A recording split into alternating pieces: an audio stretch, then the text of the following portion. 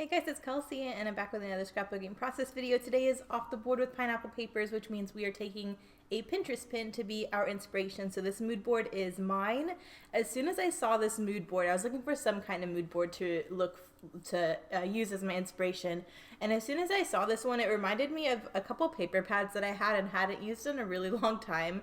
I used to use this navy, rose gold, and blush color scheme a lot, and I really have gotten away from using it, but I have a whole paper pad of navy papers and a whole paper pad of blush papers, and I really liked using them together, and they've just been sitting in my stash. So I decided to revisit this color scheme.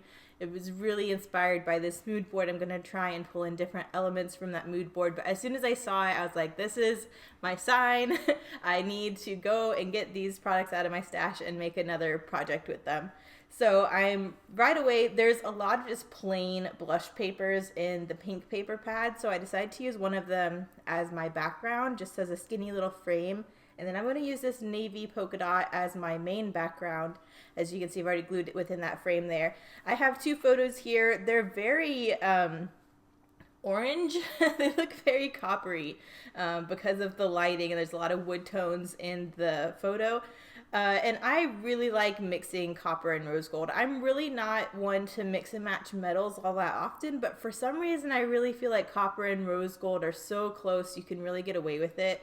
So because these photos are so orange and coppery, I figured I would just go ahead and use these products for these photos.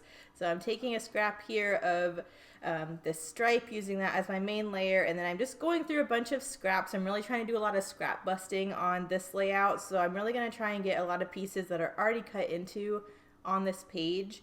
So you'll see what I kind of decided to do is take a bunch of scraps and just fan them out from behind this large layer. And I think it ends up looking pretty cool, but it takes me a minute before I finally kind of decide what I want to do. I definitely want to get another scrap of navy, but I want to make sure that that scrap doesn't blend in with the background. So it's just playing with the colors to kind of make sure you can see all the different layers and nothing blends together too much. So I'm just going through my scraps here. I'm also going through my cut aparts because I don't really have any embellishment for these products, so I'm really going to try and use cut aparts to kind of help me with that aspect of this page.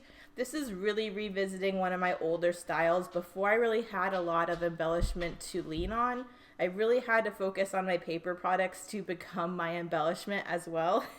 So leaning on cut aparts, punches, all that kind of stuff really helped me. So this is going to be one of those pages where I'm really focusing on the paper pad to be everything I need it to be.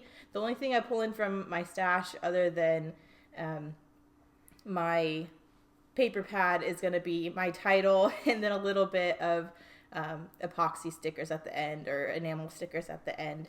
But as you can see, I'm pulling in more scraps, and I'm just going to start layering them on either side of the layer I already have. And I really think this looks cool.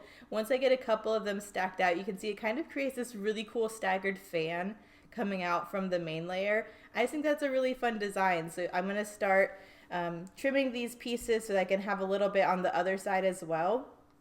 And this kind of creates this fan coming out of either side. So I'm going to go ahead and get this stuff glued down. I'm just playing with the scraps I have left. I'm going to pull in a couple different shades just to keep it interesting because I know it's a lot of rose gold, it's a lot of blue and pink, so the different tones kind of help break it up a little bit. But that's what I'm focusing on right now. These photos are, again, when I was working with Cavallia Edicio, I'm really trying to scrapbook all of those photos and get through them. But this is the tack room. So basically it's 2 trailers, I think, that carry all the saddles, all the bridles, all the equipment. And it's just parked alongside the big white tent, and so you can get in and out of it. I just wanted to share some photos just because I thought it was really cool how it was set up and kind of seeing all the equipment and how it's organized. You can see, maybe you can't see because it's so little, but that wall of bridles on that bottom photo, you can see there's little tiny labels above each bridle that has all the horses' names, so they know whose bridle is which. I just think it's cool seeing this whole wall of saddles and equipment. So I wanted to make sure I recorded that so I could remember what that looked like. That was one of the cool things I got to see, how they set everything up. Working with Cavallia, they because it's a traveling circus essentially with horses, it's really interesting seeing how they get around these kind of day-to-day problems you wouldn't think about. So just seeing how they've set things up and how they use different things. Even Benoit, how we create these different projects out of just spare like plywood. They're just really use everything, and if they don't have anything they're really, or what they need, they're really good about finding ways to create that. I just think that's awesome. So seeing these kind of trailers be the tack room, I just thought that was kind of different and cool.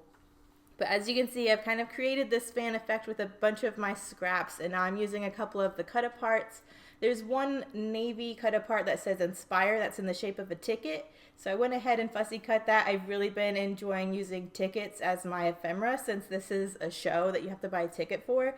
And then there's another cut apart that had a star on it from the blush paper pad, so I went ahead and fussy cut that as well. So I wanted to layer those things up together just to create a little focal point. So I did just put some foam behind the star just so there's a little bit of dimension. It's another thing I really like to do when I'm working with a lot of paper products, is put things on foam just so there's a little bit of dimension. It's not all flat. But as you can see, I'm kind of just creating my little focal point here. I'm thinking my title is going to go at the top of the page running across that top striped layer. But that's really as far as I've gotten.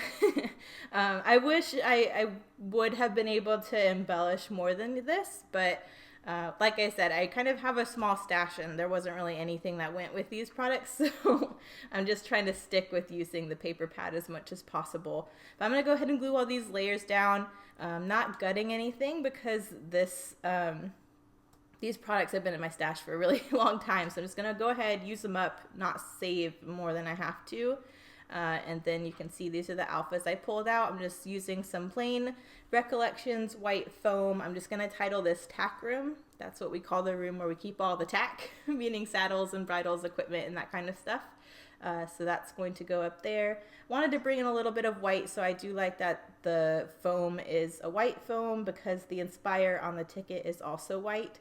There's a lot of color and kind of in your face. It doesn't look so much like it on this top down view, but when the light hits this page, it just reflects off of all of the rose gold that are in these papers. Maybe you can see in the close-ups, but there's a lot going on on this page, so bringing a little bit more white and things that aren't shiny I think kind of helps with that. But yeah, I got my title down, and then I don't know if you saw, I also took a couple of the plus signs from that same alpha sheet and added them next to my little star just for some extra embellishment. I really like doing that when I have an alphabet that has kind of other shapes on it, is using that as embellishment as well. And then I'm going through my little enamel dot stash, and I found one of my stickers has some stars on it in a blush and a blue, so I'm pulling those in as my finishing touches. But here are the close-ups. Thank you guys so much for watching. Make sure you check out everyone else playing along with Off the Board with Pineapple Papers. I will link them below, and I will see you in the next one. Bye.